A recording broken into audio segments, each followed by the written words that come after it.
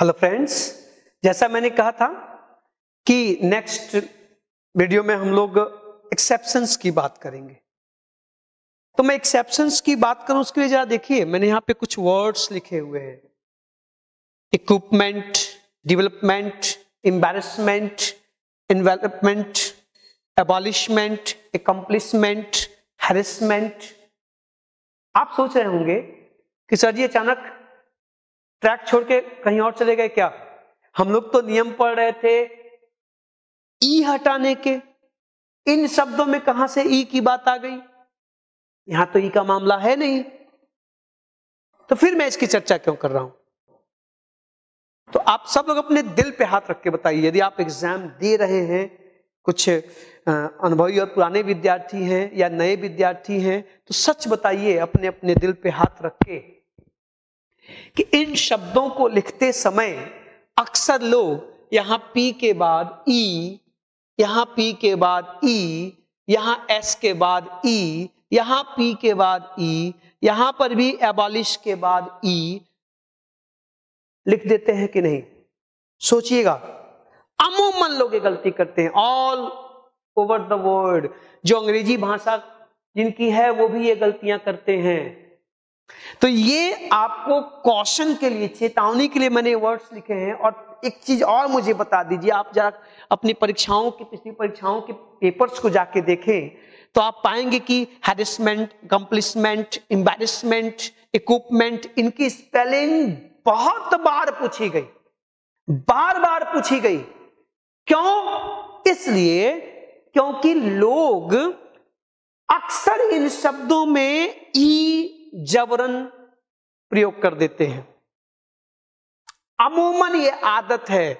आप ध्यान दीजिए, इनमें से आप मेंट को हटाएंगे तो यहां पे इक्विप की स्पेलिंग ये है, डेवलप की स्पेलिंग DEVELOP ये है, एम्बैरेस की स्पेलिंग EMBARRASS ये है, इन्वेलप की स्पेलिंग ENVELOP, कहीं ई नहीं आ रहा है साहब।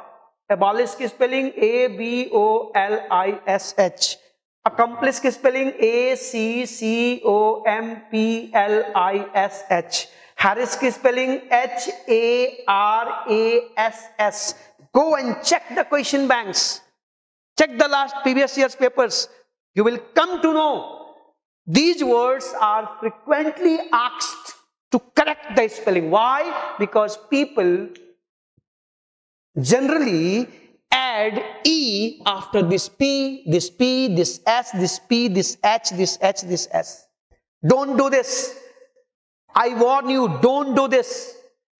There should be no E in these particular words. It's your duty. Now the ball is in your own court. ये वर्ड्स ई वाले नियम से जुड़े नहीं हैं, लेकिन इसलिए इनको बताया गया क्योंकि यहां गलतियां होती हैं। अब आप नहीं करेंगे। अब आप रेडी हैं इन नियमों के एक्सेप्शंस के लिए? तो चलिए पहला एक्सेप्शन आपके सामने रख रहा हूं मैं। देखिएगा जरा, आप धैर्य के साथ चीजों को देखा करें, जहां लगे नोट करना है नोट कर लिया करें, और फिर मैं कहूंगा सजेशंस हमेशा आप भेजते रहें, पॉजिटिव, नेगेटिव, क्योंकि जब तक किसी चीज की समीक्षा नहीं होती उसमें सुधार नहीं होती। तो एक्सेप्शंस पढ़ने के लिए रेडी हैं आप लोग?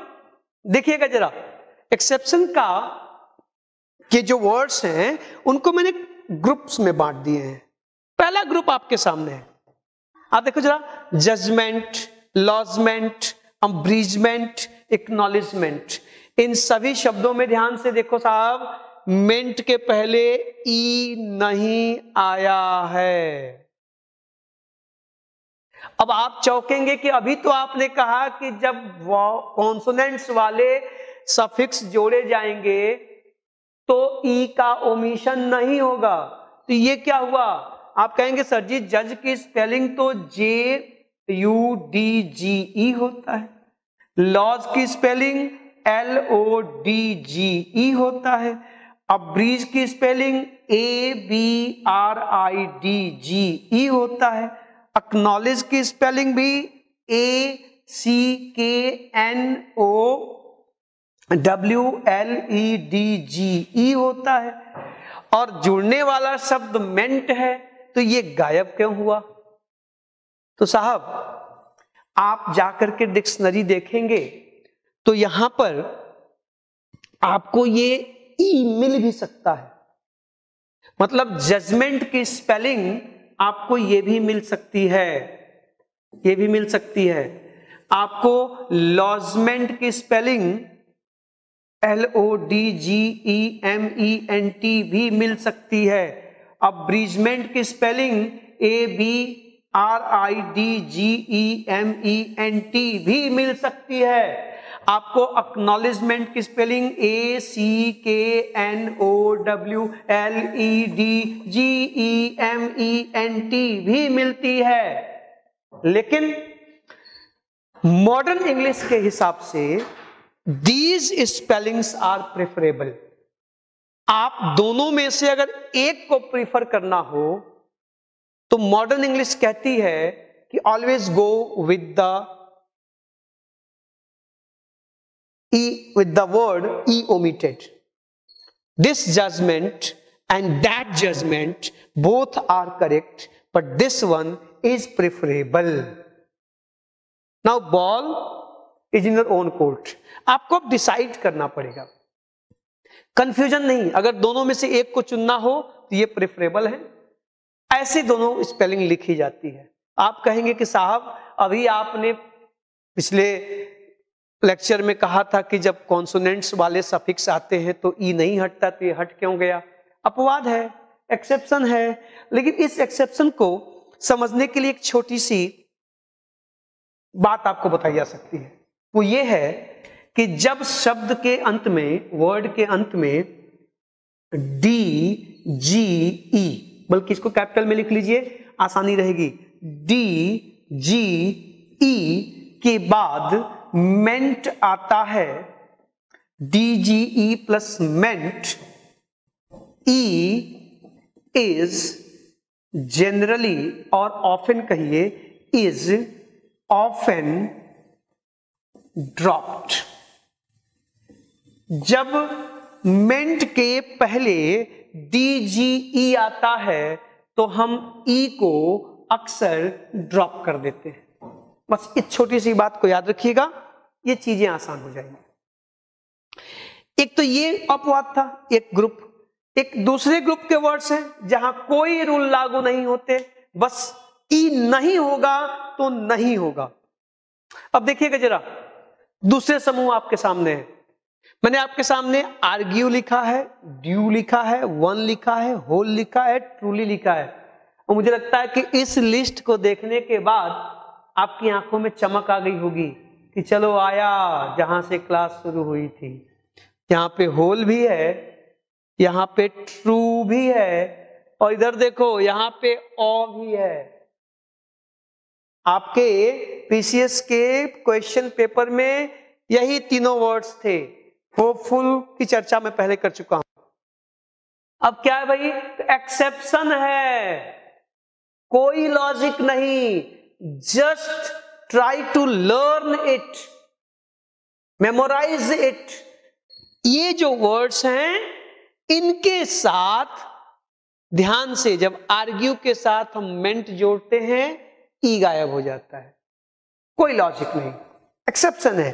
तो आप देखो लिख दोगे ARGUMENT, अपवाद हैं, 5-7 वर्ड्स हैं, याद कर जाओ महाराज।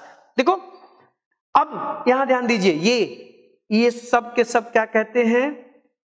सिंपल सा रूल है कि ड्यू के बाद, वन के बाद, होल के बाद, ट्रू के बाद हम जब LY जोड़ते हैं तो E हट जाता है, E का ओमिशन हो जाता है। इंग्लिश भाषा में ऐसा किया जाता है, हमारी भाषा तो है नहीं, वो करते हैं, आप भी करिए, करना पड़ेगा वरना नंबर नहीं मिलेगा। तो ड्यू से LY तो क्या बन जाएगा? डली, DULY, कंप्लीटली, पूर्णतया। आप देखो लिखा था कि सबमिट द फॉर्म डली डली, आप जब उसको डली अटेस्टेड वगैरह वगैरह वहां पे आता है। देखो ओ वन में जो है तो क्या बन गया, ओनली। होल में जो तो क्या बन गया, होलली। दिस इज द वर्ड जो आपके पीसीएस की परीक्षा में आया था, WHOLLY, ट्रूली। तो ई गायब साहब हो जाता है, कोई लॉजिक नहीं है, TRULY, ट्रूली। तो आपको बिल्कुल कंफ्यूज नहीं होना है भाई, नियम हर जगह लागू नहीं होते, हर भाषा में के व्याकरण में एक्सेप्शंस होते हैं, ये एक्सेप्शंस हैं। ट्रू के बाद LY जोड़ेंगे, ई गायब हो जाएगा। होल के बाद LY जोड़ेंगे, ई गायब हो जाएगा। वन के बाद LY जोड़ेंगे, ई गायब हो जाएगा। ड्यू के बाद LY जोड़ेंगे, ई गायब हो जाएगा। These are exceptions, these are exceptions. इसमें कोई लॉजिक नहीं, कोई दिमाग नहीं लगाना। इसी तरह से ये आपकी परीक्षा का सवाल था, PCS UP Uttar Pradesh, UP PCS CSAT का सवाल था, ऑफुल। ये रूल है, फुल नहीं होना चाहिए।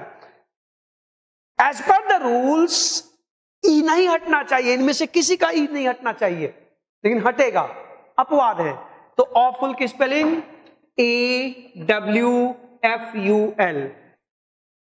तो आपने ये देखा कि तमाम ऐसे वर्ड्स हैं जो एक्सेप्शन माने जाते हैं, क्योंकि रूल्स के हिसाब से उनका ई नहीं हटना चाहिए, किंतु हट जाता है, कोई लॉजिक नहीं है, आपको याद कर लेना है। वैसे ही आपके सामने बोर्ड पर 3 वर्ड्स लिखे हुए हैं। अब एकर में एज, ई के पहले कॉन्सोनेंट है, इसका पहला लेटर वॉवेल है, कायदे से ई गायब होना चाहिए, नहीं होता है, एक्सेप्शन, कोई लॉजिक नहीं है, रट जाइए।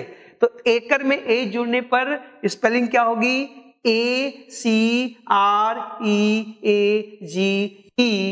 ई गायब नहीं हुआ। फिर देखिएगा होल, अभी आपने डिस्कस किया कि लास्ट में जब वाई आता है सफिक्स के रूप में तो उसको वॉवेल माना जाता है, और ई के पहले कॉन्सोनेंट है, कायदे से ई गायब होना चाहिए, रूल के हिसाब से नहीं होता है, स्पेलिंग होगी HOLEY। अब क्यों ऐसा होता है ध्यान दीजिएगा, ये जो होली है, इस होली का मतलब है full of holes, full of holes, गड्ढों से भरा हुआ। अगर आप इस ई को हटा देंगे साहब तो बन जाएगा HOLY, होली। इस होली का मतलब होता है पायस, पवित्र, या रिलीजियस, RELIGIOUS, पवित्र, रिलीजियस, ठीक है। या ध्यान से देखिएगा, अब देखो केज, केज में वाई जोड़ा है, कायदे से ई हटना चाहिए, नियम के अनुसार नहीं हटता है, इसकी स्पेलिंग CAGEY, केजी। केजी माने होता है सीक्रेटिव, जो रहस्यमयी हो, जो अपनी बात किसी को बताना चाहे, हर चीज सीक्रेट रखना चाहे, उसे केजी कहते हैं। हालांकि केजी की स्पेलिंग CAGY भी मिलती है, लेकिन संभालिएगा इसमें ये वाला प्रेफरेबल है, इसी को लोग प्रेफर करते हैं, तो आप भी इसी को प्रेफर करिएगा, ये आपकी जिम्मेदारी है। ये एक्सेप्शंस, तो आपने आज और बाकी वीडियोस को देख में आपने ये सीखा कि हम स्पेलिंग्स को ठीक से कैसे लिखेंगे। हमने आपको किसी वर्ड के अंत में आने वाले फाइनल ई को कब हटाना है, कब नहीं हटाना है, इसके बारे में चर्चा की। मैं इंतजार करूंगा आपकी टिप्पणियों का, आपके सजेशंस का, कि क्या ये जो मैंने एक पहल शुरू की है, इससे आपके स्पेलिंग करेक्शन में हेल्प मिलेगी? क्या आप पहले से बेहतर स्पेलिंग्स लिख पाएंगे? क्या आप आसानी से स्पेलिंग्स को याद कर पाएंगे? क्या इस वीडियो को देखने के बाद ऐसे और जो वर्ड्स हैं जो आपको मिले, उनकी स्पेलिंग अब आप गलत करना कम करने लगे हैं, उसमें आप धीरे धीरे पारंगत होने लगे हैं? यदि हाँ, तो ये श्रृंखला आगे भी जारी रहेगी स्पेलिंग रूल्स वाली, या आपके सेशन के हिसाब से चीजें की जाएंगी? तो हमें इंतजार होगा नए वर्ष में, इस नई शुरुआत की प्रतिक्रिया के लिए कि आपकी क्या प्रतिक्रिया है। आप इसको ध्यान से देखें, अपनी समस्याएं भी आप कमेंट बॉक्स में डालें और अपनी सजेशंस भी, क्योंकि परफेक्शन की ओर हम सिर्फ बढ़ने की कोशिश कर सकते हैं। दुनिया में कोई परफेक्ट नहीं होता, लेकिन परफेक्ट होने की कोशिश में हम बहुत कुछ परफेक्ट कर जाते हैं। आई होप कि ये पहल रंग लाएगी, हमारे आपके बीच के रिश्ते को गहरा बनाएगी और आप इससे लाभान्वित होंगे। अगर हो रहे हैं तो हमें जरूर बताएं, जरूर सूचित करें, इसका इंतजार होगा। एक बार फिर आपको नए वर्ष की ढेर सारी शुभकामनाएं। Very very happy new year, all the best, thank you.